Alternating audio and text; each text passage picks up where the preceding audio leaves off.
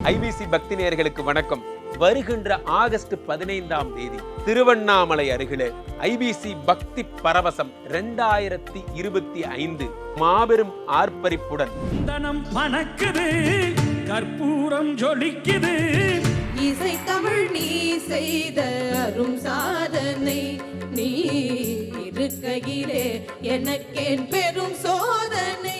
அரங்கத்துக்குள்ளே நடந்து கொண்டிருந்த ஒரு விழா பெரும் மக்கள் திரளுடன் லட்சக்கணக்கான கோடிக்கணக்கான நபர்களை சந்திக்கும் ஒரு பெரிய ஏற்பாடாக செல்லாத்தா, செல்ல மாரியாத்தா, எங்கள் சிந்தையில் வந்து அருகில் ஆடி நில்லாத்தா.